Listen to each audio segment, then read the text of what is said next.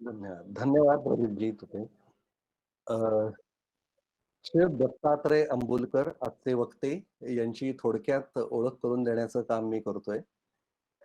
जसं आता प्रदीपजी म्हणाले की 4 दशकांहून अधिक ते या इंडस्ट्रीमध्ये काम करतायत आणि आजचा जो विषय आहे की व्यवसाय आत्मनिर्भरतेसाठी उत्तम असा जो पर्याय आहे, त्या पर्यायाबद्दल ते आज बोलणार आहेत. हे जे आजपर्यंत ते 4 दशकांमध्ये काम केलेलं आहे, त्या सगळ्या अनुभवाचा परिपोष हा त्यांच्या त्या व्याख्यानांमध्ये आपल्याला दिसेलच. त्यांनी मुख्यत्वे म्हणजे आता शेवटी त्यांनी general manager HR Suzlon global या कंपनीमध्ये त्यांनी काम केलेलं आहे. या 40 वर्षामध्ये त्यांचा एक्सपिरियन्स हा मेनली HR, IR या फील्ड्समध्ये झालेला आहे. त्यांच्या शिक्षणाबाबत म्हटलं तर BA फ्रॉम नागपूर आणि नंतर post graduate diploma in personnel management and industrial relations from Jamnalal Bajaj institute and management studies, post graduate diploma in labour laws and labour welfare, post graduate degree in journalism Nagpur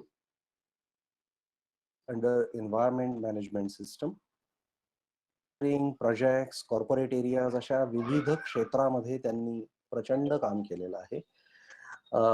अतिशय अनुभवसिद्ध असे वक्ते आज आपल्याला या इथे लाभलेले आहेत. आणखी एक सांगण्याची गोष्ट म्हणजे PMAच्या कामामध्ये त्यांचा सक्रिय सहभाग आहे. नुकतंच आम्ही PMA मध्ये 10 सेंटर्स वेगवेगळी स्थापन केली आणि त्या सेंटर्सच्या कामामध्ये त्यांचा अतिशय सक्रिय सहभाग असतो. हे खासे करून नमूद करावंसं वाटतं आणि अशा पद्धतीच्या कामामध्ये ते आम्हाला लाभलेले आहेत, हे आमचं मोठं भाग्य आहे. आता अधिक वेळ न दवडता मी श्री दत्तात्रय अंबुलकर सर यांना विनंती करेन की त्यांनी आपल्या व्याख्यानाला सुरुवात करावी. त्याच्या आधी फक्त एक छोटीशी सूचना किंवा विनंती. सर्व श्रोत्यांनी, प्रेक्षकांनी आपले व्हिडिओज बंद करावेत आणि तिथे उजवीकडे जर तुम्हाला प्रेझेंट नाऊ हे जर बटन दिसत असेल तर तेच हे बटन आहे जे आपण नक्की दाबायचं नाहीये. तर ते बटन मात्र कृपया करून नक्की दाबू नका. तुम्हाला प्रेझेंटेशन बघण्यासाठी म्हणजे आधी या प्रेझेंटेशनवर तुम्हाला काही सूचना पण आलेल्या असतील, त्या तुम्ही कदाचित वाचलेल्या असतील. पण श्री दत्तात्रय अंबुलकर यांचं प्रेझेंटेशन आपण ह्याच्यावर घेतो आहोत ना? हां, दत्तात्रय अंबुलकर सरांच्याच ह्याच्यावर.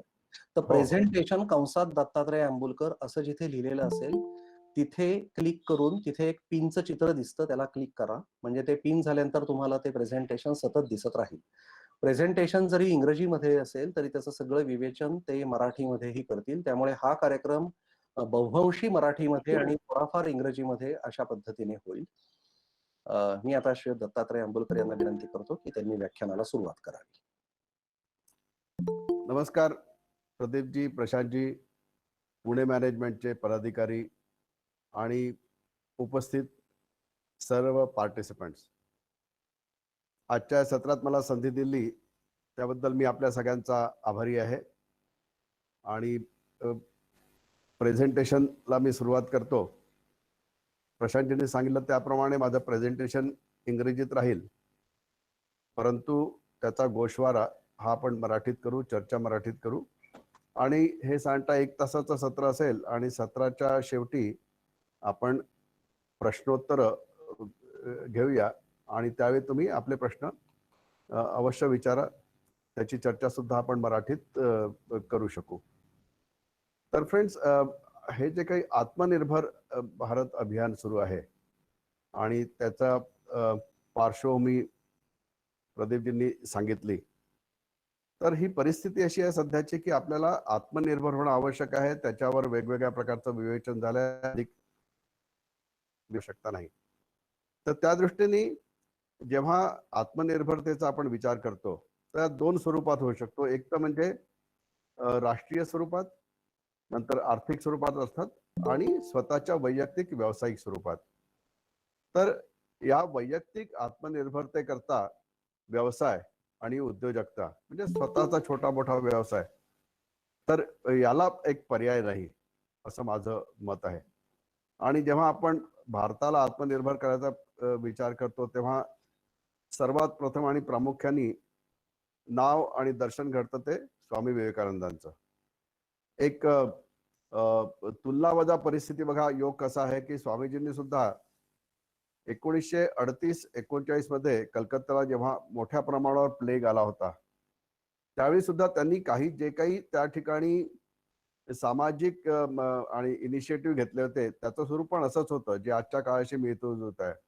लोकांना खाण्याकरता अन्न नसायचं, तर स्वामीजींनी लोकांकडनं गरजू लोकांपर्यंत पोहोचवण्याकरता दानशूर लोकांकडनं समाजाच्या सर्व थरातनं अन्न आणि इतर खाद्यपदार्थ गोळा करून त्याची पोहोचवण्याची व्यवस्था केली.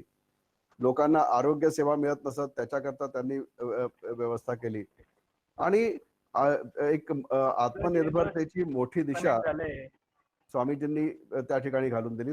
आता याची सांगड जर का आपल्याला व्यावसायिक दृष्ट्या आत्मनिर्भरतेशी घालायची असेल त्याच्याकरता सुद्धा एक उदाहरण म्हणून सांगतो. ज्या काही ओढणाऱ्या हातरिक्षा आहेत त्याची सुरुवात त्यावेळी स्वामीजींनी आवर्जून काही ठिकाणी घालून दिली आणि लोकांना एक तातडीच्या स्वरूपात एक व्यवसाय आणि रोजगाराची संधी, आपल्या उदरनिर्वाहाची संधी उपलब्ध करून दिली. त्यामुळे स्वामीजींचं स्मरण या निमित्ताने करणं अधिक संयुक्त होईल. फ्रेंड्स, जेव्हा केव्हा मी उद्योजकता किंवा व्यवसाय या विषयाचा विचार करतो तेव्हा मला डॉक्टर अब्दुल कलामांचे हे शब्द फार आवडतात. त्यांच्या मते आपण जो विचार करतो ती आपली सर्वात मोठी पुंजी असते आणि त्यानंतर आपण त्या पुंजीला जर का व्यावसायिकतेची जोड दिली, व्यवसायाची जोड दिली, व्यावसायिक प्रयत्नांची जोड दिली तर त्यातनं आपल्याला पुढचा मार्ग मिळतो. आणि अर्थात या सगळ्यांवर एक सामायिक प्रयत्न, आवश्यक प्रयत्न म्हणून जर का आपल्याला कठोर परिश्रम, त्याला पर्याय नाही. आणि जर का आपण कठोर परिश्रम केले तर आपल्याला अनेकविध स्वरूपाची आणि उत्तरं, अनेक समस्यांची उत्तरं त्यातनं मिळू शकतात. फ्रेंड्स, आत्मनिर्भर ह्या शब्दाचा माझ्या मते अर्थ असा होऊ शकेल की एक तर म्हणजे अजाईल, म्हणजे आपण अत्यंत तत्परतेने आपल्या कामात आपण मग्न असायला हवं. नंतर विश्वास ही प्रत्येक व्यवसायाची फार महत्वाची बाब आहे. जर का विश्वास असेल गोष्टी साध्य होतात, अनेक अशक्यप्राय गोष्टी सुद्धा शक्य होतात. नंतर एक आपल्याला आपलं स्वतःचं मोटिवेशन, आपल्याला स्वतःची प्रेरणा, स्वयंप्रेरणा ती आवश्यक असते. त्यानंतर आपण सतत सक्रिय असायला हवं. जसं आपण जेव्हा व्यवसाय करतो तेव्हा आपण असं म्हणतो थट्टेने की व्यावसायिकांना सुट्टी नसते वगैरे. तर याचा अर्थ काय की व्यावसायिक म्हणून आपल्याला सतत सक्रिय असणं आवश्यक असतं. नंतर बदलत्या परिस्थितीनुरूप आणि सध्याच्या या स्पर्धेच्या युगात आपण नवीन एक काहीतरी त्याला प्रयत्न, नवीन अप्रोच याचा शोध घ्यायला हवा. नंतर आपल्या सगळे प्रयत्नांना एक कल्पकतेची साथ मिळायला हवी. नाहीतर जर का चाकोरीबद्ध जर का प्रयत्न केले तर ते पुरेसे ठरणार नाही. नंतर आपल्याला कुठेतरी याला एक रिअलिस्टिक स्वरूपात म्हणजे प्रत्यक्षात काय येऊ शकेल, काय घडू शकेल, काय आपण करू शकतो त्याची जोड मिळायला हवी. नंतर बॉन्डिंग बेस्ड म्हणजे कुठेतरी सांगड असायला हवी, कारण कुठला एक व्यावसायिक छोटा मोठा कोणी असू द्या, तो एकटा काही फारसं सगळं काही करू शकेलच असं नाही. त्याला सुद्धा व्यवसायात अनेकांची साथ लागते, गरज असते. त्यामुळे परस्पर संबंध व्यावसायिक स्वरूपात सुद्धा निकडीचे आहेत. नंतर आपण आपलं आरोग्य सांभाळायला हवं. हे आरोग्य वैयक्तिक आपल्या दिनक्रम असू द्या, आपल्या कामाचं स्वरूप असू द्या, सगळ्या बाबतीत असू द्या. नंतर एक जबाबदारीची जाणीव सतत असायला हवी. आणि आपण या सगळ्या शिवाय रिसोर्सफुलनेस म्हणजे आपण अनेक समस्यांवर जर का मात करायची असेल तर वेगवेगळे प्रयत्न, वेगवेगळ्या प्रकारचे प्रयत्न आपण कसे करू शकू आणि येणाऱ्या संकटावर, समस्येवर मात करू शकू असा जर का आपण प्रयत्न केला तर हा एक आत्मनिर्भर याचा अर्थ माझ्या मते प्राप्त परिस्थितीत होऊ शकेल. आता आपण एक बघूया की व्यवसाय करणं. आपण जेव्हा गप्पा मारतो, बरेचदा मला सुद्धा प्रसंग येतात की करिअर गायडन्स, करिअर काउन्सिलिंग या ह्याच्यात तर सहसा कुणी असं म्हणत नाही, विशेषतः तरुण वर्गाच्या बद्दल बोलतो मी, की मला व्यवसाय करायचा आहे. ही निवड फार कमी लोकांची असते. परंतु व्यवसाय का करू नये हा प्रश्न निर्माण झाला आहे.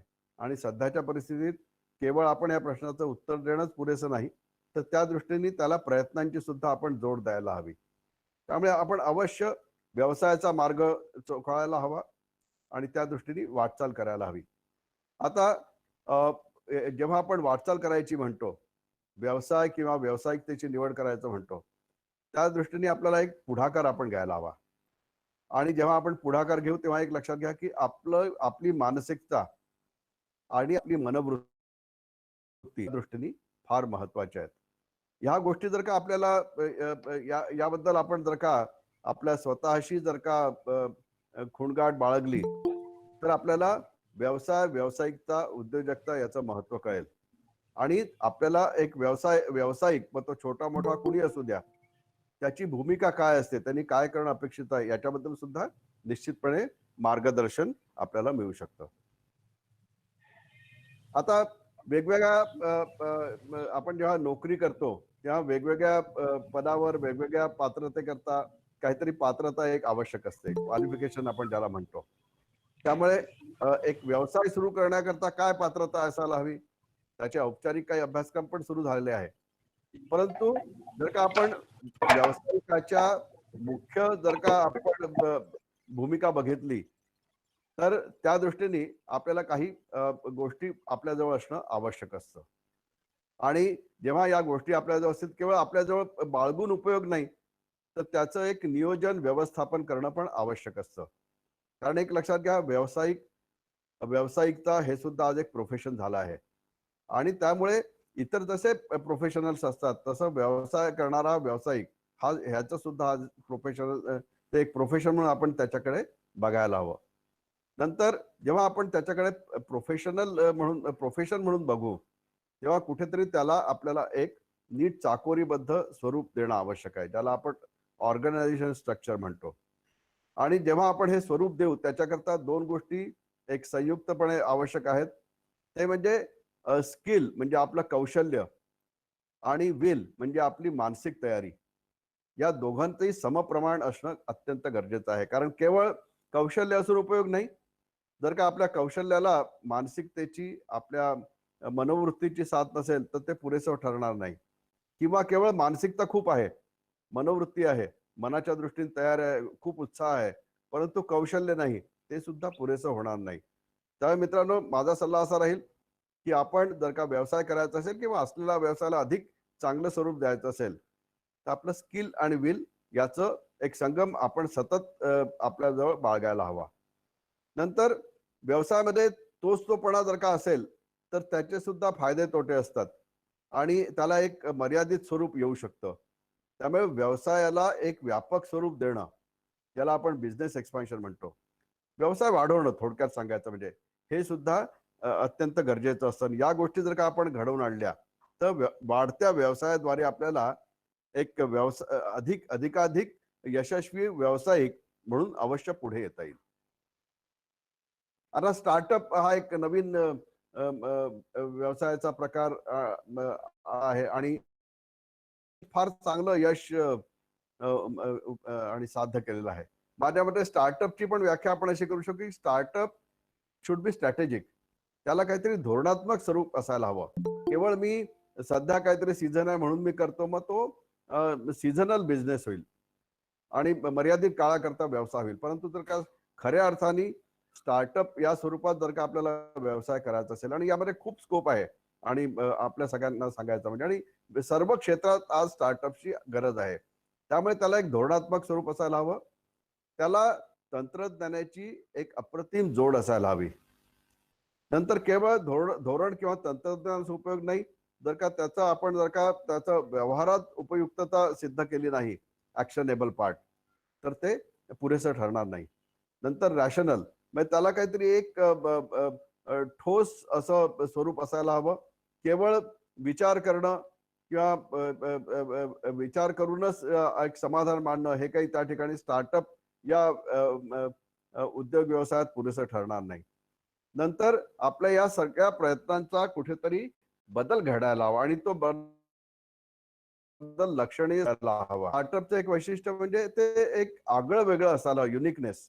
कारण जर का आपण प्रत्येक जण करतो तसं का मी केलं तर त्याला मग त्यातलं एक आगळे वेगळेपणा राहणार नाही आणि त्याला व्यावसायिक मर्यादा येतील.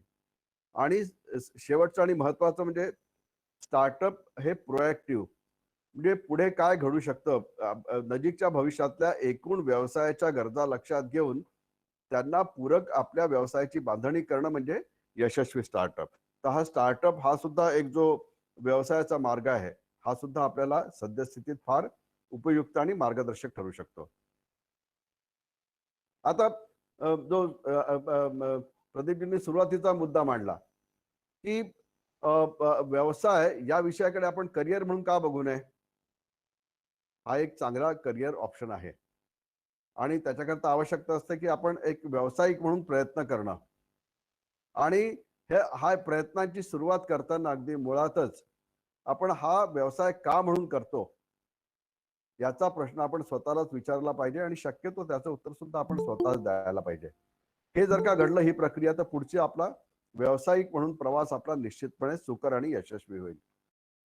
तर त्या दृष्टीनंतर सुरुवातीला सांगितलं तसं एक लक्षात घ्या की व्यवसाय आणि व्यावसायिकता ही आपली एक मानसिकतेचा एक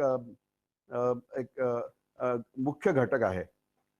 त्यानंतर व्यावसायिकता सुरू करताना त्या व्यवसायाचं महत्व काय आहे हे आपण पूर्णपणे जाणून घ्यायला हवं आणि ते महत्व लक्षात घेऊन त्यात मी काय करू शकणार, माझी जबाबदारी काय असेल. पुन्हा सांगतो फ्रेंड्स की व्यवसाय असतो, व्यवसाय असतो, परंतु जो काही छोटा मोठा व्यवसाय असेल त्यामध्ये माझी भूमिका काय राहणार याची मात्र आपण स्वतःशी पूर्णपणे खातरजमा करून घ्यायला हवी. त्यामुळे आपण व्यवसायाकडे एक नव करिअर दालन, एक नवा व्यवसायाचा मार्ग म्हणून आपण अवश्य बघायला हवं. आपण व्यावसायिक होण्याकरता काय काय पात्रता आवश्यकता आहेत आणि त्याच्या काय एक गुणात्मक बाजू असायला हव्या हे आपण स्वतः त्याचा अभ्यास करायला हवा. याकरता काही तज्ज्ञ आहेत, काही व्यावसायिक संस्था आहेत, सरकारी संस्था आहेत, अनेक काही आर्थिक संस्था आहेत. तर या ठिकाणी किंवा इथे पुणे मॅनेजमेंट असोसिएशन सुद्धा आता त्या दृष्टीने बरेच इनिशिएटिव्ह घेण्यात येत आहेत. तर अशांचं सुद्धा आपण अवश्य पाठबळ आणि मार्गदर्शन घ्यायला हवं आणि त्या विषयातल्या तज्ज्ञांशी सुद्धा संपर्क साधायला हवा. थोडक्यात म्हणजे व्यवसायाचं व्यवस्थापन याची आपण एक चाकोरी तयार करणं गरजेचं आहे. नंतर त्याचं व्यवस्थापन तयार केल्यानंतर त्याला कुठेतरी त्याचं स्वरूप काय असेल, म्हणजे व्यवसाय केवळ मी एकटा करणार का की माझ्यासोबत कोण येतील. समजा एखादा छोटासा ट्रान्सपोर्टर जरी आपल्यासोबत असायला हवा तर तो सुद्धा आपला एका त्या छोट्या व्यावसायिक संकल्पनेचा भाग असू शकतो. किंवा एखादा समजा आपण ज्याला आपण बॅक ऑफिस म्हणतो, असा सुद्धा कोणी स्टाफ असेल तर तो सुद्धा आपल्या व्यवसायाचा भाग आहे, हे आपण विसरून चालू नये. त्यानंतर आपण स्किल आणि विल हे करायला हवं आणि त्या दृष्टीने यशस्वी व्यवसाय याची मांडणी आपण करायला हवी. आता जेव्हा आपण व्यवसायाची सुरुवात करू त्यावेळी त्याची सगळे तपशील बारकावे हे जाणून सुरुवातीलाच जाणून घेणं फार गरजेचं आहे. नाहीतर नंतर फ्रेंड्स बरेचदा पश्चात्तापाची पाळी येते आणि व्यवसाय सुरू करणं हे तसं म्हणजे मोठं एक मोठा निर्णय असतो. त्याच्याकरता अनेक गोष्टी लागतात, भांडवल सुद्धा लागतं वगैरे वगैरे. तर त्या दृष्टीने आपण जो कुठला व्यवसाय निवडू त्याच्याबद्दल साधक बाधक सगळा तपशील आपण घेणं उपलब्ध करून घेणं आवश्यक आहे. नंतर त्याची गाठ आपलं जे काही शैक्षणिक पात्रता आहे, तर व्यवसायामध्ये केवळ शैक्षणिक पात्रता पुरेशी नसते. तर त्याकरता त्या व्यवसायाचं ज्ञान हे सुद्धा अत्यावश्यक आहे. मी तर असं म्हणेन की पात्रतेपेक्षा व्यवसायाचं व्यावहारिक ज्ञान हे फार उपयुक्त ठरतं. याच्याकरता आपण काही ठिकाणी जे सध्याचे व्यावसायिक आहे त्यांच्या गाठीभेटी घेऊ शकतो, त्यांच्या व्यावसायिक ठिकाणाला भेट देऊ शकतो, काही गोष्टी आपण ऑब्झर्व करू शकतो, निरीक्षण करू शकतो आणि या निरीक्षणात आपलं होऊ शकतं. जे यशस्वी व्यावसायिक आहेत तर त्यांच्या यशोगाथा सक्सेस स्टोरीज आपण अवश्य पडताळून पाहायला हवा. त्यातनं सुद्धा आपल्याला नेहमी वेळोवेळी आणि मी तसं म्हणेन की अद्ययावत अप टू डेट असं मार्गदर्शन मिळेल. त्याशिवाय व्यवसाय आणि व्यावसायिक याच्या संदर्भातलं वाचन, त्याच्या संदर्भातलं काही लिखाण असेल, काही मुलाखती असतील, आजकाल युट्यूबवर सुद्धा या सक्सेस स्टोरीज उपलब्ध आहेत. या सगळ्या शैक्षणिक आणि प्रसार माध्यमांचा आपण उपयोग करून घ्यायला हवा. त्याशिवाय समजा काही ठिकाणी जर का विशेष सत्र असेल, मार्गदर्शनपर भाषण असेल, त्याचा सुद्धा आपण त्या ठिकाणी सुद्धा आपण अवश्य सहभागी व्हायला हवं. थोडक्यात म्हणजे व्यवसाय म्हणून आपण जेव्हा विचार करू व्यवसायाची सुरुवात करायची, तर एक व्यावसायिक समाज जो आहे म्हणजे त्या व्यवसायाच्या निगडीत, कारण एक बघा एकटा आपला व्यवसाय नसतो, तो आपण कुणासाठी तरी करतो किंवा कुणाकरता तरी करतो. त्यामुळे ती जी एक व्यावसायिक समाज ही संकल्पना आहे त्याचा आपण विचार करायला हवा. त्या संदर्भातलं लिखाण, भाषण आणि मार्गदर्शनपर सत्र या सगळ्याचा आणि व्यवसायाशी संबंधित साहित्याचा आपण अवश्य अभ्यास करायला हवा. आता आपण व्यवसायाची पूर्वतयारी आपण बघितली. आता प्रत्यक्ष व्यावसायिक म्हणून किंवा व्यवसायाची तयारी कशी करायला हवी, तर आपली एक सुरुवातीला धारणा आपली स्वतःची एक आपण तयार करायला हवी. मला एकतर म्हणजे मला व्यवसाय करायचा आहे आणि नंतर प्रश्न येईल की नेमका हाच व्यवसाय का, तर त्याची आपण एक आपली स्वतःची धारणा आणि त्याच्यावर आपण विचारपूर्वक विचार करायला हवा. नंतर आपली एक तयारी करायला हवी, पूर्वतयारी आपण ज्याला म्हणतो. नंतर ऍक्च्युअल जेव्हा आपण व्यवसायाला सुरुवात करू तर त्याची सर्व बाजूंनी आपण काय करू शकतो, काय होऊ शकतं, काय होऊ शकत नाही आणि कशा प्रकाराने व्यवसाय होऊ शकतो, आपलं काय ठोकताळा किंवा अनुमान आहे आणि त्यातनं आपण काय साध्य करू इच्छितो, याची सुद्धा आपण एक पूर्वतयारी या स्वरूपात विचार करायला हवा. नंतर मगाशी म्हटलं तसं व्यवसायाचं व्यवस्थापन, तर हे व्यवसायाचं व्यवस्थापन यशस्वी घडवून आणण्याकरता त्याला आपण एक प्रोजेक्ट प्लॅनिंग ज्याला आपण म्हणतो ते करणं फार गरजेचं आहे. याची आपण त्याला अवश्य साथ जोड द्यायला हवी. तर हे नियोजन आपण जेवढं चांगलं करू तेवढं आपलं व्यावसायिक यश त्याच्यावर अवलंबून असेल. मी तर असं म्हणेन की जेव्हा आपण किंवा मी तर सुचवतो की आपण जेव्हा व्यवसाय सुरू करताना त्याच्याकरता भांडवलाचा विचार करतो, तर त्या भांडवलाच्या जोडीलाच आपण त्याचं प्लॅनिंग, त्याचं नियोजन, त्याची आखणी, त्याची रचना याच्यावर सुद्धा जवळजवळ तेवढाच भर आपण द्यायला हवा. नंतर म्हणण्याकरता मला कुणाचं सहकार्य लाभणार आहे एक अभ्यास करायला हवा की मला कोणाकोणाच्या सेवा, कोणाकोणाच्या सर्व्हिसेस लागतील, त्या कशा प्रकाराने उपलब्ध होतील, त्याचे बारकावे वगैरे सगळे, जेणेकरून आपल्याला पुढे एक व्यवसायामध्ये सातत्य ठेवता येईल. आणि या सातत्याचं महत्व माझ्या नंतरच्या एका मुद्द्यामध्ये सुद्धा मी विस्ताराने सांगणार आहे. नंतर आपल्या व्यवसायाला पूरक अशा ज्या काही बाबी असतील, संस्था असतील, व्यक्ती असतील किंवा छोट्या छोट्या कंपन्या असतील, मोठ्या कंपन्या असतील, तर त्याची आपल्याला आपल्याला त्याचं माहिती आहे का, त्यांचा आपल्याला सहकार्य सहयोग मिळणार आहे का, याची सुद्धा आपण निश्चिती आधीच करून घ्यायला हवी.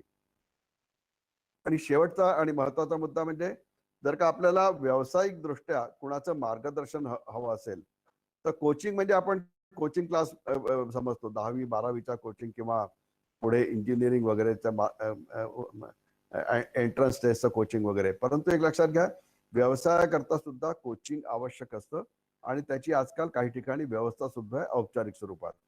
तर हे एक मार्गदर्शन पर कुणाचं तरी आपल्याला मार्गदर्शन घेणं सुद्धा आपण सुरुवातीच्या विशेषतः सुरुवातीच्या काळात फार गरजेचं असतं. नंतर आपण जेव्हा व्यवसाय सुरू करतो, अनेक जणांना तुम्ही विचारा ज्यांनी व्यवसाय सुरू केला, तर त्यांचे अनेक मुद्दे आपल्याला लक्षात येतात आणि त्यातनं एक आपण ज्याला असं म्हणतो ना, की एक आपल्याला महत्वाचं आणि व्यावहारिक प्रॅक्टिकल मार्गदर्शन मिळतं. त्या ठिकाणी काय बघा, की काय व्यवसाय करता प्रेरक किंवा पूरक ठरणाऱ्या बाबी कोणत्या असतात, की आपल्याला ऑप्शन्स असतात. समजा की नाही, मला ना नोकरी सुद्धा करायची होती, मी करू शकलो असतो, परंतु नाही, मी ठरवलं की मला व्यवसाय करायचा आहे, त्यामुळे तो तुमचा चॉईस होता.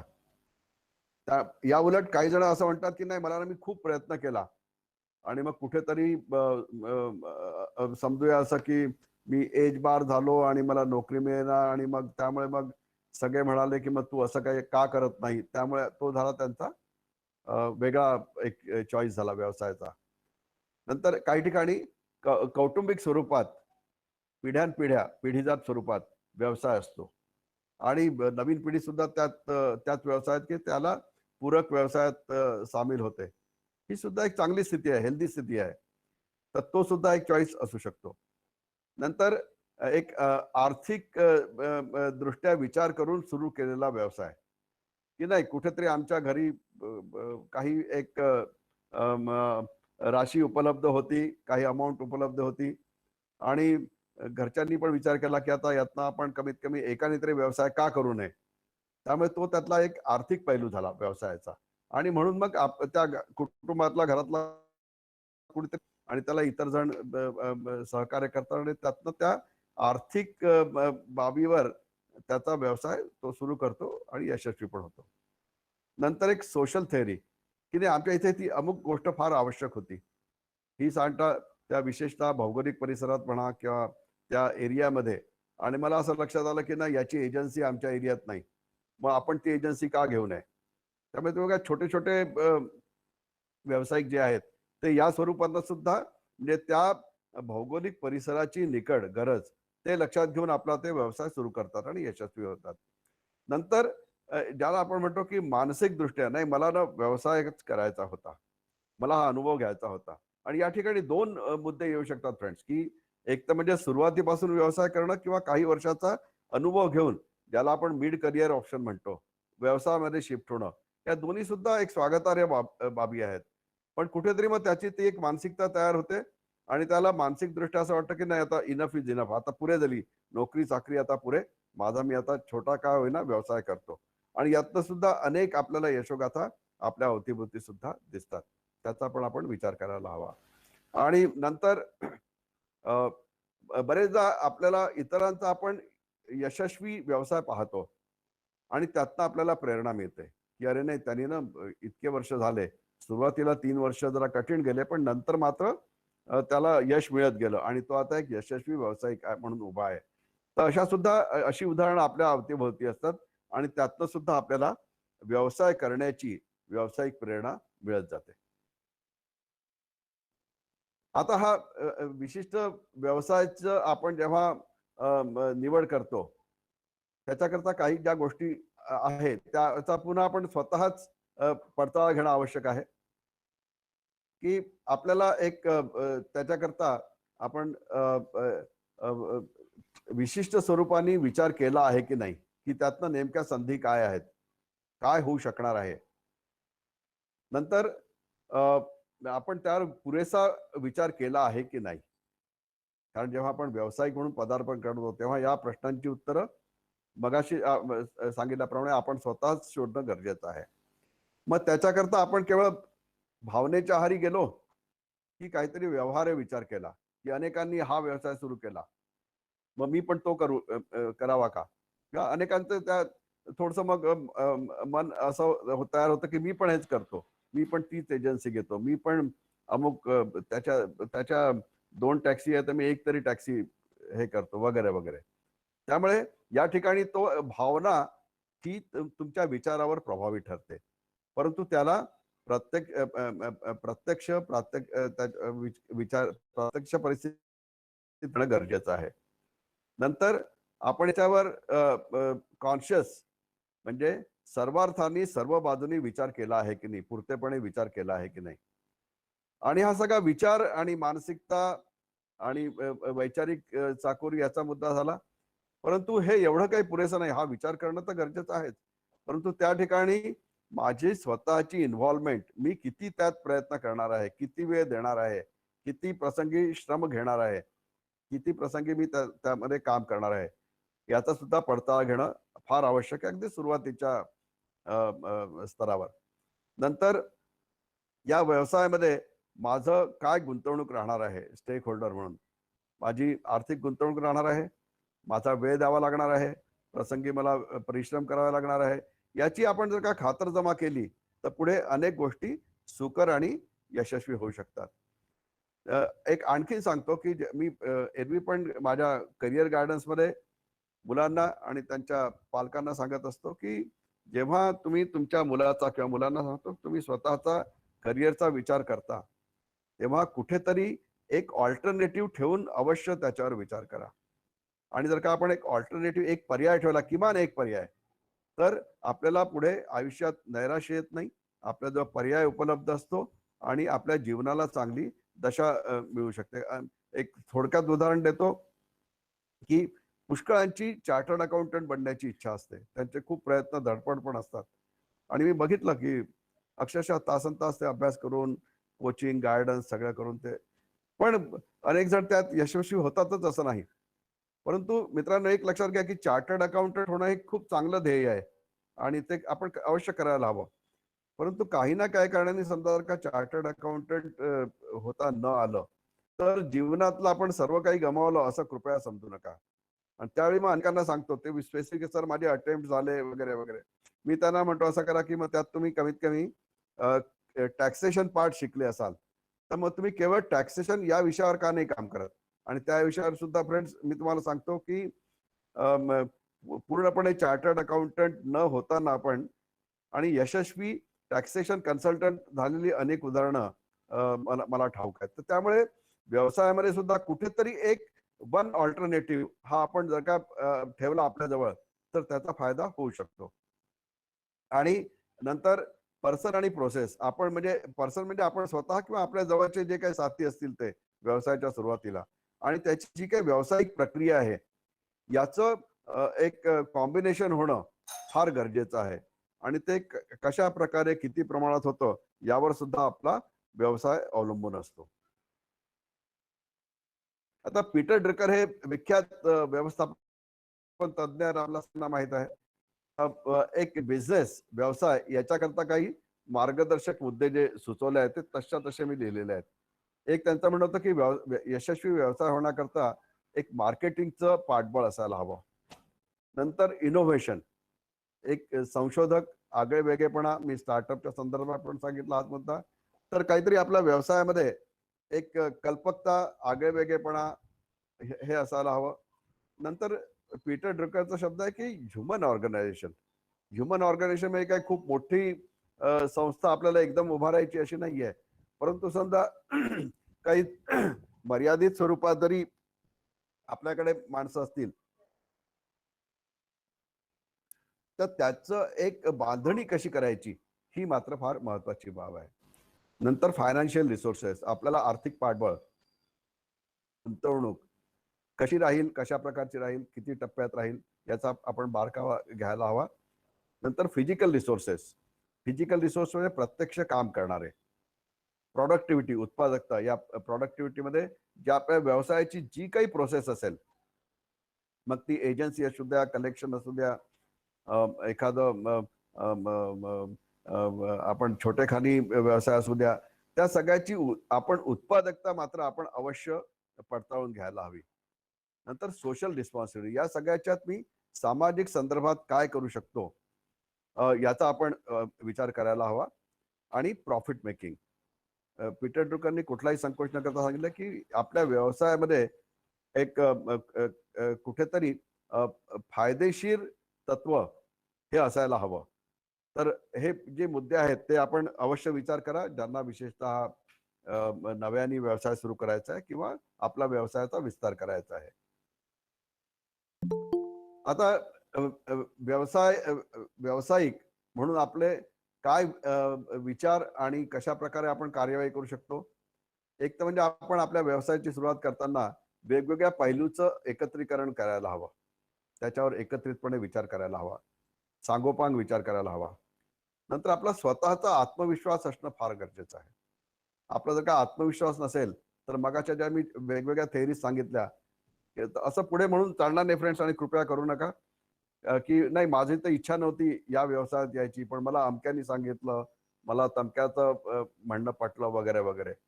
तर त्या क्षणिक विचाराचा, क्षणिक पटण्यावर जास्त तुम्ही भर देऊ नका. आपला स्वतःचा आत्मविश्वास बाळगा. नंतर आपलं ऑब्झर्वेशन्स आणि एम्पथी, म्हणजे एम्पथी म्हणजे एखाद्याच्या व्यवसायामध्ये आपली अनेक गरजूंशी गाठभेट पडते. तर त्याच्या ज्या काही गरजा असतील त्याच्यावर विचार करून जर का आपल्याला त्याला व्यावसायिक करता आली, तर ही मदत म्हणजे केवळ आर्थिक स्वरूपाचीच मदत असते असं नाही. मध्यंतरी आता या कोरोनामध्ये सांटा जवळजवळ मी 2-1 वर्षापासून लघु उद्योग क्षेत्राशी काही काम करतो. आणि त्यावेळी मला प्रकर्षाने जाणवलं की यापैकी अनेकांचे जे फोन येत होते, या सगळ्यांना गरज या एका शब्दाची होती, ते म्हणजे एम्पथीची.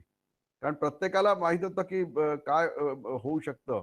आणि नंतरच्या टप्प्यात अर्थात बँका आल्या, त्यांनी नव्याने त्यांना कर्ज देऊ केलं, सरकारने काही स्कीम्स काढल्या वगैरे वगैरे. परंतु त्यांचा, ज्याला आपण म्हणतो की धीर राखणं, हे सुद्धा फार गरजेचं असतं. आणि हे जर का धीर राखण्याचं काम आपण केलं व्यावसायिक संदर्भात, व्यावसायिक स्वरूपात, तर त्याचा आपल्याला आज नाही उद्या निश्चितपणे उपयोग होतो.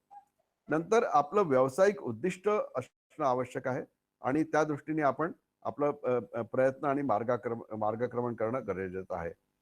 नंतर आपण जेव्हा काही नवीन पुढाकार घेऊ, हे पुढाकार घेताना त्यामध्ये नाविन्य असायला हवं.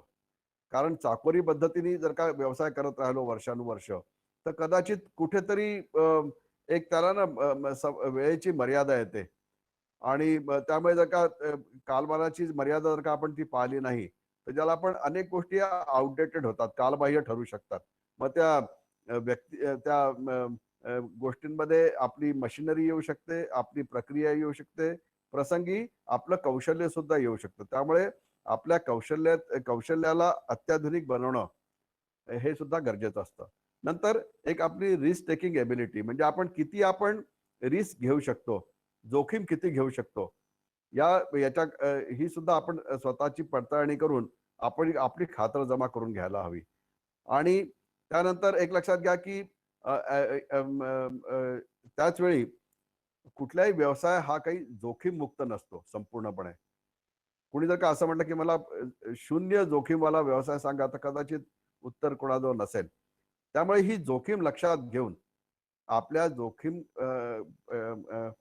वर मात करण्याच्या क्षमतेनुसार त्याचं नियोजन, त्याचं मूल्यमापन, जोखमीचं मूल्यमापन आणि जोखमीवर कशी आपण मात करू शकू याचा सुद्धा आपण अभ्यास आणि आपण आपली तयारी ठेवायला हवी यशस्वी व्यावसायिक होण्याकरता. आता आपण नोकरी व्यवसायात नोकरीमध्ये बघतो किंवा कामाच्या ठिकाणी प्रत्येकाचं एक रोल डिस्क्रिप्शन असतं, जॉब डिस्क्रिप्शन. तर एक व्यावसायिक म्हणून काय त्याचं रोल डिस्क्रिप्शन शकतं? एक म्हणजे त्यांनी स्वतःचं आत्मनिरीक्षण करायला हवं. मी केलं तेवढं पुरेसं आहे का? मला आणि काही करता येणं शक्य होतं का? आणि कशा प्रकारे करता आलं असतं. दुसरं म्हणजे व्यावसायिक संकल्पनांचा आपण अभ्यास करून अधिकाधिक चांगल्या संकल्पनांची कशी अंमलबजावणी करायला हवा. नंतर कुठल्याही व्यावसायिक संकल्पनेला मूर्त रूप देताना त्याची व्यावहारिकता प्रासंगिकता ही पडताळून पाहायला हवी आणि त्याची उपयुक्तता. व्यवसायामध्ये अनेक आपण इनिशिएटिव्ह किंवा आपण पुढाकार घेतो किंवा नवीन उपक्रम राबवतो, परंतु त्यामध्ये त्याला समयसूचक असणं फार गरजेचं आहे. ही जी स्पर्धा सध्या आहे, त्या स्पर्धेमध्ये जर का आपण समजा काही महिन्यांनी जर का एखादा व्यवसाय सुरू केला किंवा एखादा उपक्रम केला, तर कदाचित त्याचा व्यावसायिक आर्थिक संदर्भात आपल्याला पुरेसा लाभ मिळू शकत नाही. नंतर आपल्या व्यवसायाची एक रूपरेषा म्हणजे बिझनेस प्लॅन आपण ज्याला म्हणतो, तो आपण तयार करून ठेवायला हवा आणि त्याच्यावर सुद्धा अवश्य विचार करावा. अर्थात हे बिझनेस प्लॅन वगैरे ऐकायला फार मोठे शब्द वाटतात, पण मी तुम्हाला सांगतो, जसं शेतकरी पण काय करतो हो, तो पिकाचं नियोजन करतो. माझं मुख्य पीक काय राहील, माझं पूरक पीक काय राहील, तो तर हे इथपर्यंत विचार करतो की समजा अति पाऊस किंवा दुष्काळ झाला तर मला कमीत कमी कशाचा सहारा मिळेल. आणि मग तुम्ही जर का बघितलं, जर का थोडंसं त्या तपशिलात जाऊन, तर बरेच शेतकरी आपल्या बांधांवर गवताची लागवड करतात, म्हणजे जेणेकरून मला कमीत कमी 3-4 महिने पूरक पीक येण्यापर्यंत तरी सुद्धा काही ना काही मला त्यातनं फायदा होईल. तर हे जर का शेतकरी करू शकतात, तर आपल्यासारखे सुशिक्षित आणि ज्यांना व्यावसायिक व्हायचं आहे, ते आपण सुद्धा यापासून नक्कीच शिकू शकतो. नंतर व्यावसायिकतेमध्ये त्याचे परिणामकारक त्याचं जे आहे ना कार्यवाही ही अत्यंत आवश्यक असते. आणि हे सगळं करत असताना त्याचं ठराविक कालानंतर आपण त्याच्यावर काहीतरी चाचपणी, रिव्ह्यू आणि गरजेनुसार त्यामध्ये काही सुधारणा करणं. हे आपण आपली जी मानसिकता आणि मनोवृत्ती ज्या सांगितल्या त्याला आपण याची जोड नक्कीच द्यायला पाहिजे. आणि आपल्या व्यवसायाला आवश्यक, व्यवसायाला गरजेनुरूप आपली एक विचारधारा, विचार करण्याची पद्धत आपण बनवायला हवी. ज्या ज्या गोष्टी आपल्या व्यवसायाला आवश्यक असतील, मग ते संभाषण कलेपासनं तर ग्राहक सेवेपर्यंत सगळ्या गोष्टी त्यात येतात आणि याची सुद्धा आपण दखल घेणं गरजेचं आहे. नंतर आता व्यवसायामध्ये जर का आपण काही प्रमुख व्यवस्थापकीय बाबी बघितल्या, त्यामध्ये एक व्यवसायाला लागणारं आर्थिक पाठबळ हे एक असतं. त्यामुळे आपल्याला किती नेमकं त्यात गुंतवणूक करायला हवी, त्याचे सोर्स काय असायला हवे, कुठल्या स्वरूपात आपण गुंतवणूक करू. नंतर हल्ली म्हणजे मी तसं ठासून सांगतो की आपण बँकांचा आणि त्यांच्या योजनांचा आणि त्यांच्या मार्गदर्शनाचा अधिकाधिक उपयोग अवश्य करून घ्यायला हवा. बरेचदा आपल्याला कल्पना असते, पण बँकांकडे अनेकविध योजना असतात. नंतर आपण हे सगळं आर्थिक ताळमेळ जमवल्यानंतर त्याचं ज्याला आपण म्हणतो ना की आपण गुंतवणूक कशी करू आणि त्याचा परतावा कसा मिळेल, याची आपण एक थोडीशी सायकल स्वरूपात त्याचा हवा आणि याचा हा अभ्यास आपल्याला नक्कीच पूरक ठरेल. नंतर कमीत कमी आपल्याला किती व्यवसाय केल्यानंतर आपल्याला आर्थिक दृष्ट्या स्थिरता येईल, याचे आपण एक अवश्य ताळमेळ करायला हवा. प्रसंगी कुणाचं मार्गदर्शन घ्यायला हवं. नंतर जे काही करविषयक बाबी असतील त्याचा आपण अभ्यास करायला हवा, त्याचं पालन करायला हवं. आणि एक माझी सूचना एक आहे की व्यावसायिक म्हणून काम करायचं असेल आणि यशस्वी व्यावसायिक आणि समाधानी व्यावसायिक व्हायचं असेल, तर त्याच्याशी निगडीत ज्या काही कायद्याच्या दृष्टीने आणि करविषयक मुद्दे आहेत, त्याचं आपण अवश्य पालन करायला हवं. फार मोठ्या प्रमाणात आणि मोठ्या स्वरूपात आपल्याला त्यातनं समाधान मिळतं आणि आपल्या व्यवसायाला चांगलं स्वरूप मिळतं. मार्केटिंग. आता या मार्केटिंगमध्ये कुठले मुद्दे येतात हो? एक तर म्हणजे आपल्या व्यवसायाचं त्यातनं विक्रीची जी काही संबंध आपण कसा घालू शकतो आणि व्यवसाय विक्री याची सांगड घालून आपल्या व्यवसायाला चालना कशी मिळेल, त्याचा आपण अभ्यास करायला हवा. नंतर एक लक्षात घ्या की कुठलाही व्यवसाय आणि त्याची अखेरची प्रक्रिया ही जी असते ना, ही मार्केटिंगवर अवलंबून असते. त्यामुळे मार्केटिंगचा अभ्यास, ज्याला मार्केट रिसर्च म्हणतो आपण, एक अनुमान, बाजारातलं अनुमान, मार्केटचं अनुमान आणि मागणी कशी राहील, चढ उतार काय राहतील, हे सगळे आपण त्याचे सारे बारकावे आपण तपासून पाहायला हवे. आणि नंतर आपण एक लक्षात घ्या की कितीही छोटा आपला व्यवसाय असू दे, त्या आपल्या संबंधित मार्केटमध्ये माझा शेअर किती आहे त्याची टक्केवारी बाजूला ठेवा. परंतु समजा आता माझ्याकडे समजा एखादी एजन्सी असेल, तर मला आधी इतक्या युनिट्स माझे विकले जायचे, आता त्यामध्ये भर पडली की नाही, किती भर पडू शकते, मग सीझनल काही अप अँड डाऊन आले का, ते मी कसे हे केले. तर त्या दृष्टीने जर का आपण विचार केला तर फ्रेंड्स, छोटा जरी आपला व्यवसाय असला तरी सुद्धा आपण त्यामध्ये एक यशस्वी होऊ शकतो आणि we can lead in that specific business. आता कुठल्या मुद्द्यांचा आपल्या व्यवसायावर परिणाम होतो प्रामुख्याने? एक तर इंटरनल फॅक्टर्स, म्हणजे आपल्या व्यवसायाशी संबंधित जे अंतर्गत मुद्दे आहेत त्यामध्ये तंत्रज्ञान येतं, प्रक्रिया येते, त्यातल्या सिस्टीम्स येतात. आपले व्यावसायिक जे कॉम्पिटिटर्स आहेत ते कोण आहेत त्याचा भाग येतो. आपले ग्राहक येतात आणि ग्राहकांतर सगळ्यात शेवटी जर का समजा आपण एखाद्या प्रक्रिया किंवा सेवा क्षेत्रात व्यवसाय करत असू तर त्याचा जो एंड युजर आहे तर त्याला त्या आपल्या प्रयत्न, आपले उत्पादन याचा काय फायदा होऊ शकतो त्याचा आपण हे सगळे मुद्दे हे इंटरनल फॅक्टर्स मध्ये येतात प्रामुख्याने. एक्सटर्नल फॅक्टर म्हणजे बाह्य मुद्दे काय असू शकतात? एक तर म्हणजे बिझनेस कल्चर, हा बिझनेसचा माहोल, या वातावरण काय आहे, त्याची डेमोग्राफी काय आहे, त्याचा स्प्रेड काय आहे, आपल्या व्यवसायाचं व्यापक व्यावसायिक स्वरूप काय आहे, नंतर किंवा एखाद्याचं व्यवसायाचं अर्थशास्त्र, बिझनेस इकॉनॉमिक्स, वेगवेगळ्या सरकारी, गैरसरकारी आणि आर्थिक संस्थांच्या ज्या काही नीती आणि धोरणं असतात, पॉलिसीज, त्याचा आपल्या व्यवसायावर काय परिणाम होऊ शकतो हे बघायला हवं. नंतर राजकारणाची सुद्धा जी काही दशा आणि दिशा असते त्याचा आपला व्यवसायावर काय काय परिणाम होऊ शकतो का, कशा प्रकारे हे आपण पडताळून घ्यायला हवं. हे सगळं हा आर्थिक पैलू आणि इंटरनल एक्सटर्नल फॅक्टर बघितले, पण आवश्यक मुद्दा आहे किंवा हे सगळं जुळून आल्यानंतर त्याची रचना कशी करायची आणि त्यातनं व्यवसाय कसा साधायचा, ज्याला आपण मोबिलायझेशन असं म्हणूया, रिसोर्स मोबिलायझेशन. एक तर म्हणजे आपल्या व्यवसाय करता कुठले कुठले रिसोर्सेस, कुठले कुठले स्रोत आवश्यक आहे त्याची आपण पडताळणी आणि अभ्यास करायला हवा. नंतर त्या व्यवसाय आपण केवळ अभ्यास पुरेसा नाही तर त्यामध्ये आपण प्रावीण्य मिळवायला हवं, एक्सपर्टाईज ज्याला म्हणतो.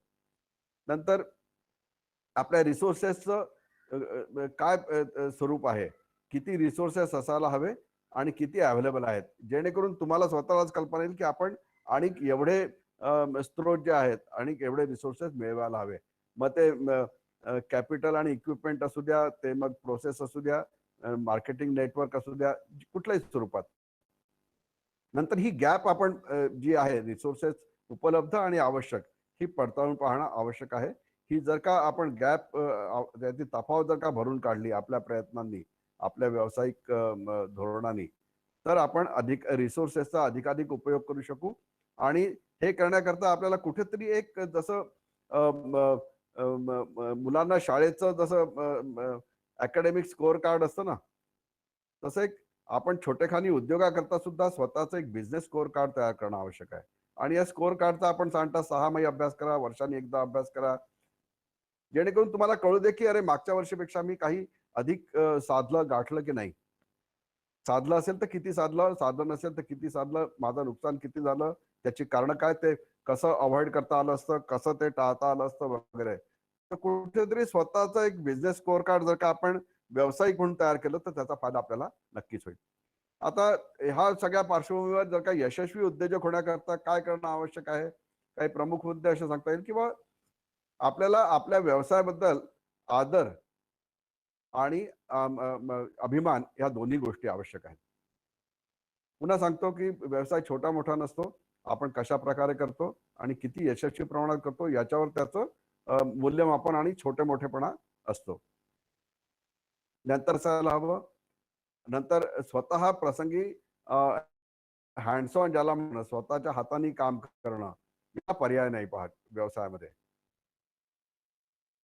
जर का आपण प्रसंगी स्वतः हाताने काम करू शकत असू तर ती आपल्याला फार मोठी जमेची बाजू ठरते.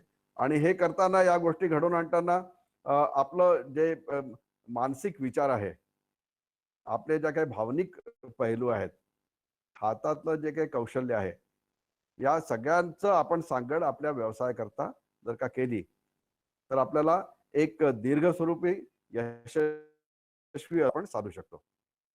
याशिवाय किंवा आपण एक डिटर्मिनेशन, म्हणजे ज्याला म्हणतो की सर्वस्व झोकून आपण माझा व्यवसाय करायचा तर मग सर्वस्व झोकून, त्यात कुठे हातचं राखून करू नये. नंतर जो काही व्यवसाय आपण साध्य केला असेल, मग सांगितलं असं काही आर्थिक बाजू आपण साधल्या असतील, तर त्याला काही प्रोसेस रिलेटेड असतील, काही व्यवसायाला नवीन स्वरूप दिलं असेल, तर त्यामध्ये सुधारणा करण्याला वाव आहे का?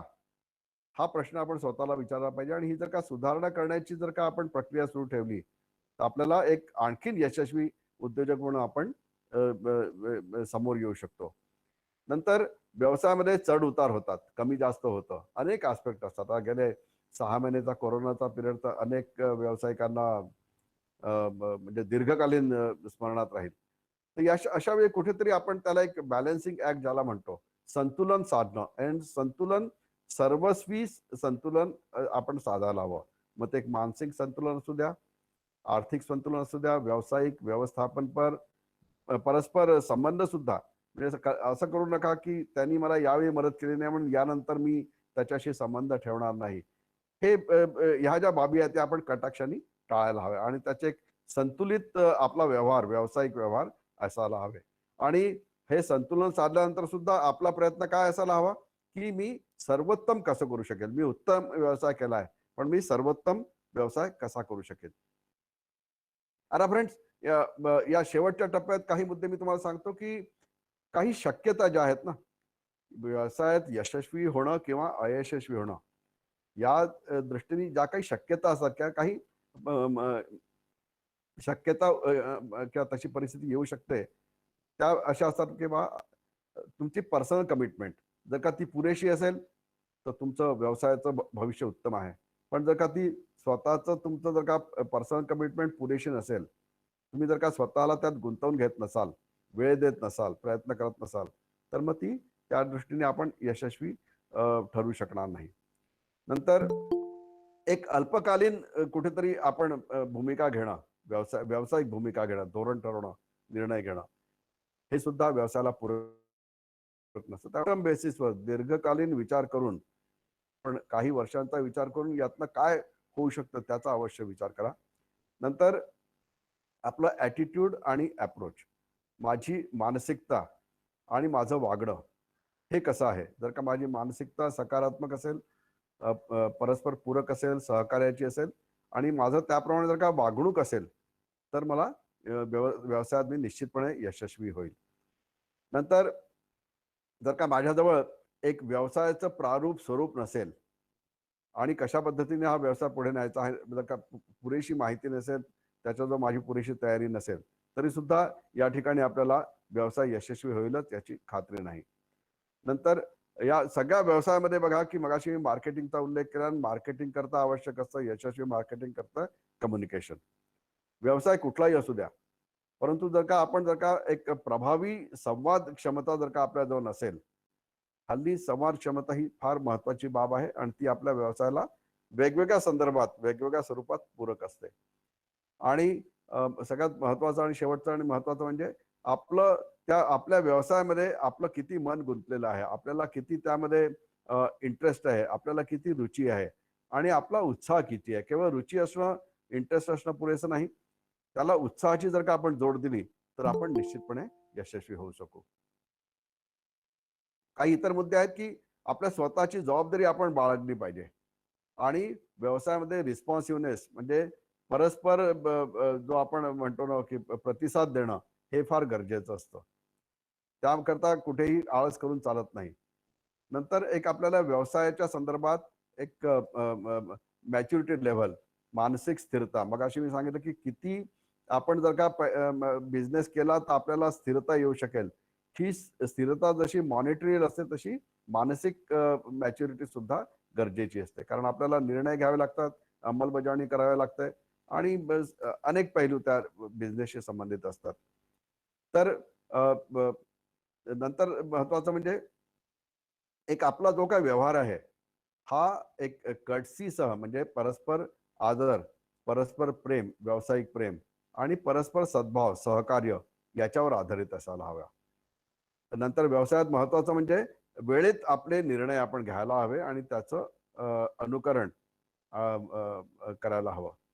नंतर व्यावसायिक एकटा जरी असला तरी सुद्धा त्यांनी नेहमी एक आस्क मंत्र बाळगायला हवा आणि त्याच्यावर अंमलबजावणी करावी आहे. आस्क म्हणजे ॲटिट्यूड, स्किल अँड नॉलेज.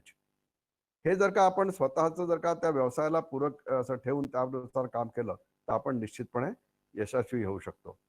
नंतर व्यवसायाचं जे सुरुवातीचं स्वरूप आहे तेच आपण आपल्याला मर्यादा येऊ शकतात. त्यामुळे आपण नवीन व्यावसायिक पद्धत, नवीन व्यवसाय त्याला वाढ करणं, त्याला त्यापेक्षा एक लवचिकता आणि नवीन गोष्टी साध्य करणं याकडे आपली मनोधारणा असायला हवी. नंतर जेव्हा आपण कुठलाही व्यावसायिक पाऊल उचलतो किंवा व्यावसायिक महत्त्वाचे निर्णय घेतो, तेव्हा त्याचं स्वतःशी त्याच्यावर विचार करून पडताळणी करा. मी करतोय हे बरोबर आहे का? याचे काय परिणाम होऊ शकतात? यातनं अमुक झालं तर काय? तमुक झालं नाही तर काय? हा जर का आपण स्वतःशी जर का विचार करून निर्णय घेतले, तर असे निर्णय फ्रेंड्स निश्चितपणे यशस्वी होऊ शकतील. आता हे झालं मगाशी काही मुद्दे सांगितले की यशस्वी आणि अयशस्वी होण्याकरता. आता परंतु जर का आपला प्रयत्न असाच असायला की आपण यशस्वी व्हायला हवं आणि खऱ्या अर्थाने यशस्वी व्यावसायिक होण्याकरता आवश्यकता काही ज्या काही थोडके मुद्दे आहेत हे. एक तर म्हणजे आपला मनापासून आपण त्यामध्ये आपण रुची घ्यायला हवी. नंतर व्यवसायाशी संबंधित सर्व पैलू, सर्व मुद्द्यांचा आपण अभ्यास करायला हवा. आणि नंतर व्यवसायाचं आपण एक स्वतःचं एक पृथक्करण करायला हवं, पडताळणी करायला हवी की आपण कितपत बरोबर केलं. नंतर आपले परस्पर प्रतिसाद जो आहे ना, तो अतिशय प्रभावीपणे असायला हवा. एखाद्याला समजा तुम्हाला नाही हे उत्तर जरी द्यायचं असेल, समजा आवश्यक असेल, तर ते वेळेत द्या, योग्य भाषेत द्या. मगाशी कटसी शब्द वापरला, त्याला आदर त्याच्याबद्दल ठेवून द्या. नंतर एक समतोल आपल्या ऍक्शन आणि डिसिजन मध्ये तो आपण ठेवायला हवा. आणि व्यवसायात एक लक्षात घ्या की तुम्ही इन्फॉर्मल राहा पण कॅज्युअल राहू नका. समजा एखाद्याने म्हटलं की मी 2 दिवसानंतर पैसे आणून देतो, समजा विश्वासार्ह व्यक्ती असेल तर अवश्य विश्वास ठेवा. परंतु नाही केव्हाही दिले तरी चालतील असं मात्र कृपया म्हणू नका, कारण त्याची पण ती अपेक्षा नसते. त्यामुळे याची एक जी बॅलन्सिंग ऍक्ट हे आपल्या व्यवसायामध्ये फार महत्वाचं असतं. काही आणखीन टिप्स? आपण हे सगळे प्रयत्न करत असताना त्यामध्ये सातत्य ठेवणं आवश्यक आहे आणि सतत ते करणं आवश्यक आहे. आणि काय असं होऊ नये की आपण एखाद्या वेळी खूप प्रयत्न केले पण नंतर मात्र प्रयत्न केले नाही किंवा त्यामध्ये सातत्य ठेवलं नाही, तर असे आपले प्रयत्न कालबाह्य होऊ शकतात. नंतर एखादा जर का आपण कमिटमेंट दिली असेल तर ती पार पाडा, काहीही करून. आवश्यक असेल तर जास्त प्रयत्न करा, प्रसंगी काय जास्त काही विशेष प्रसंगी प्रासंगिक खर्च लागला तरी हरकत नाही. पण ते कारण जर एक बघा, तुम्ही जर का इतरांच्या अपेक्षा पूर्ण केल्या तर तुमच्या व्यावसायिक अपेक्षा निश्चितपणे पूर्ण होतील. त्यामुळे हे वेळेत हे करणं आवश्यक आहे. नंतर आपल्या व्यवसायाला एक कुठेतरी केवळ जेमतेम मी काम करतो, करायचं म्हणून करतो असं न करता कुठेतरी ग्रेसफुल आणि गेस्चर, म्हणजे ग्रेसफुलमुळे त्याला आपण अधिकाधिक प्रभावीपणे करा आणि मी तुझ्या उपयोगी पडतो हे तुमच्याकरता आहे असं त्यांनी त्याला त्याचं स्वरूप देऊया. उदाहरण सांगतो की एक छोटेखानी एक कंपनी आहे आणि ते खाद्यपदार्थांवर प्रक्रिया करतात. संबंधित आहे माझ्याशी त्यामुळे. आणि त्यांनी त्यांनी सांगितलं की सर म्हणे तुम्ही आम्हाला काहीतरी सांगा की या कोरोना नंतर आम्ही काय केलं की अधिकाधिक ग्राहक समाधान मिळेल. तर मी म्हणतो मी त्यांना विचारलं की तुम्ही कसं हे डिस्पॅच करता. त्यांनी सांगितलं की म्हणे आम्ही आधी पूर्ण सॅनिटाईज करतो वगैरे वगैरे सगळं सगळं. मग म्हटलं एकच करा की एक चांगलं स्टिकर बनवा आणि म्हटलं तुम्ही ज्या दिवशी गाडी पाठवाल म्हणजे डिस्पॅच कराल त्या सगळ्यात शेवटी त्या गाडीवर स्टिकर लावा की sanitized on so and so date. म्हटलं बघा तुमचा जो ग्राहकाकडे जेव्हा तो टेम्पो जाईल he will be more than happy. Friends, या छोट्या आणि they were really happy and they are following it.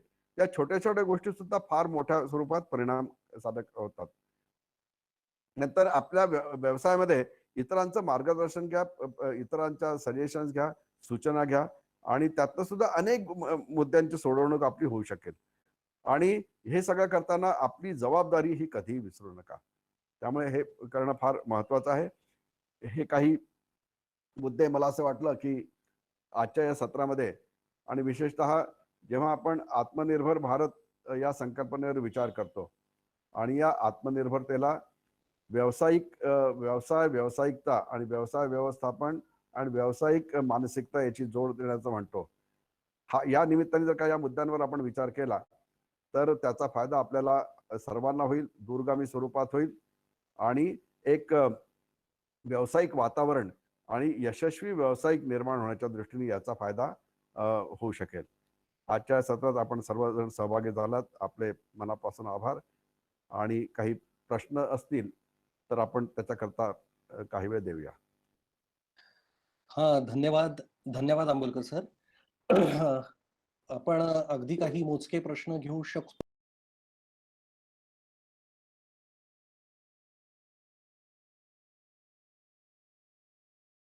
करतो की थोड्या वेळ हे सेशन थोडंसं लांबवूया आपण आणि जे काही प्रश्न आहेत ते आपण थोडेफार तरी पाहूयात.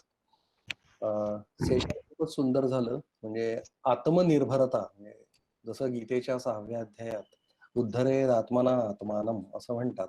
तर स्वतःवरच स्वतःच्या किती गोष्टी अवलंबून असतात आणि हा व्यवसाय सुद्धा आपण करत असताना आपण काय काय करायला पाहिजे हे सरांनी खूपच छान पद्धतीने मोठा कॅनव्हास इथे समोर मांडला होता. एक प्रश्न इथे आलेला आहे.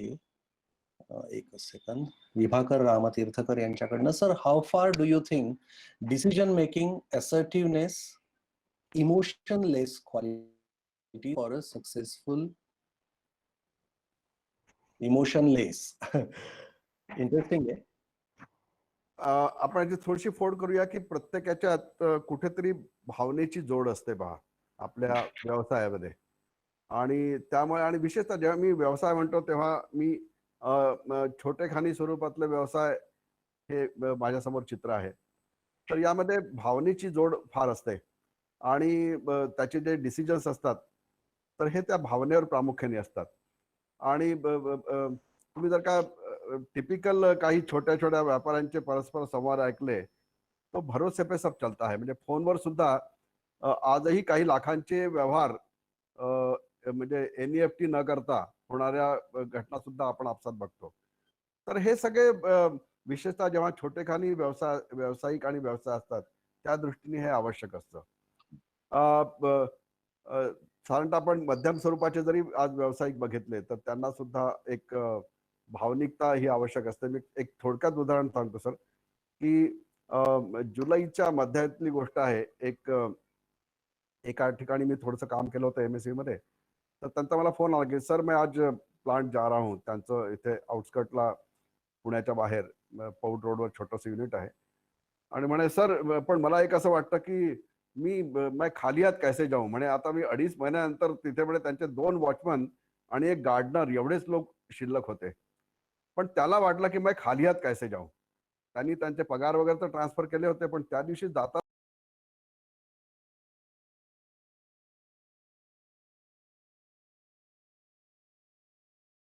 करतो तर अपेक्षा असतात की आपण त्याची पूर्तता करायची. ती कशी करायची मोठी. तर मी त्याला म्हटलं तुम्ही असं करा, म्हटलं सगळी दुकानं बंद असली तरी ग्रोसरीची दुकानं सुरू आहेत. म्हटलं तुम्ही काही चॉकलेटची पाकिटं घेऊन जा. तर त्यांना ती कल्पना आवडली. त्यांनी ऑन द वे चॉकलेट खरेदी केले. मग पुढे गेल्यावर ते म्हणे की त्यांना एक कलिंगडाचं छोटेखानी दुकान लक्षात आलं बाहेर आउटस्कटला. तर त्यांनी काही कलिंगड पण घेतली आणि ते पोचले आणि त्या 3 जणांना दिलं त्यांनी. आणि एक लक्षात त्यांचा फीडबॅक जो होता तो असा की सर म्हणे तुम्ही सांगितलं तर इट वॉज वंडरफुल.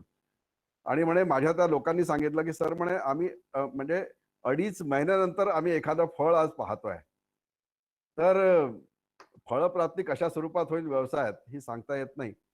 परंतु मला असं वाटतं की कुठेतरी जर का भावनेचा बेस जर का त्याला असेल तर आपले अनेक डिसिजन, अनेक असाइनमेंट, अनेक प्रकारचा आपला व्यवसाय त्याला ते पूरक निश्चित असू शकेल. अर्थात केवळ आपण भावनेच्या आहारी पण जाऊ नये. त्याला रॅशनल स्वरूप अवश्य ठेवावं. सर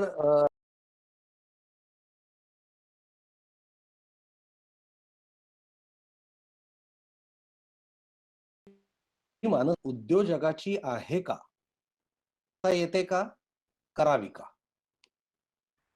आता जी फॉर्मल टेस्ट जी आहे ती आपल्याला करून घेता येईल, ज्याला आपण आपली ऍप्टिट्यूड टेस्ट म्हणतो त्या स्वरूपात. परंतु त्याला जोड याची लागेल की ज्याला आपण काउन्सिलिंग म्हणतो, करिअर काउन्सिलिंग. तर त्याची जोड जर का दिली तर अनेक गोष्टी आपल्याला अगदी सुरुवातीच्या टप्प्यातच क्लिअर होतील. पण हे अवश्य करावं. आणि त्याशिवाय हा तर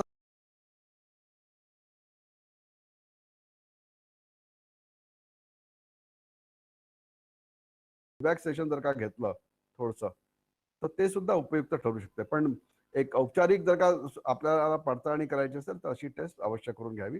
त्यानिमित्ताने काही चर्चा पण करावी आणि मग आपला पुढचा निर्णय आपण घेऊ शकतो. फारच छान सर.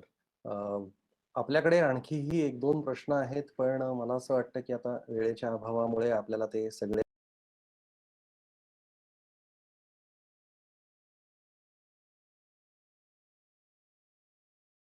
खूपच सुंदर झालं. यामध्ये बेसिकली आपल्याला काही प्रकर्षाने मुद्दे जे कळाले ते म्हणजे हेड, हार्ट अँड हँड्स या सगळ्याचं कॉम्बिनेशन. हेड आणि हार्ट म्हणजे आता सरांनी जसं उत्तर दिलं, हार्ट सुद्धा आहे. म्हणजे तुमच्या भावना सुद्धा आहेत तिथे, तुमचं मन तिथे जायला पाहिजे. मन, बुद्धी आणि तुमचं कौशल्य या तिन्ही गोष्टींचा संगम जर झाला तर तुम्ही व्यवसायात यशस्वी होऊ शकता. ॲटिट्यूड, स्किल आणि नॉलेज, आस्क हे सुद्धा एक आपल्याला खूप छान कळालं. आणि व्यवसायाची तयारी कशी करावी, विचार कसा करावा, कोणती काळजी घ्यावी, काय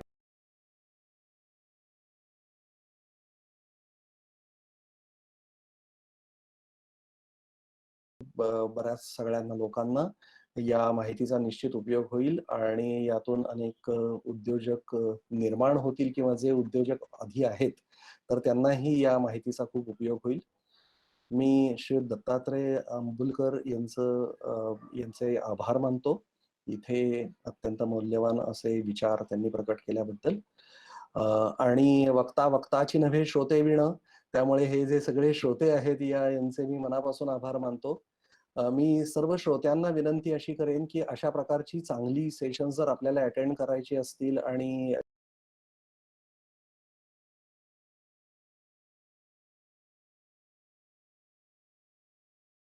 एक उद्योजकतेबद्दल एक स्वतंत्र केंद्र सुरू झालेलं आहे, की ज्याच्यामध्ये सर्व प्रकारची आपल्याला मदत सुद्धा मिळू शकते. तर अशा पद्धतीचे जर आपल्याला फायदे करून घ्यायचे असतील, तर कृपया आपण याची मेंबरशिप घ्यावी. मेंबरशिप अतिशय कमी पैशामध्ये आपल्याला मिळू शकते. तर पुणे मॅनेजमेंट या वेबसाईटवर जाऊन आपण मेंबरशिप कृपया घ्या आणि आमच्या पुढील सत्रांना अशाच प्रकारची उपस्थिती असू देत आपल्या सर्वांची. आता शेवटचे काही शब्द किंवा काही अनाउन्समेंट जर करायची असेल, तर मी श्री प्रदीपजी तुपे यांना विनंती करतो, की त्यांनी ती अनाउन्समेंट करावी. प्रदीपजी.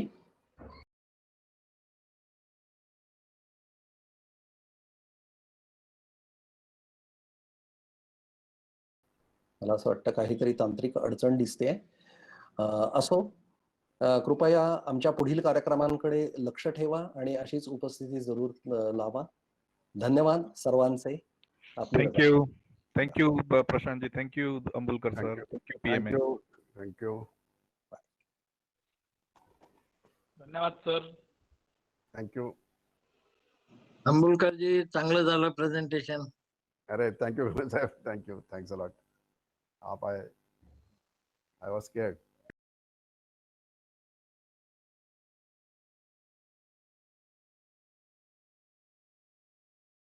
Yeah. भेटूया. Stay in touch. Yeah. Take care.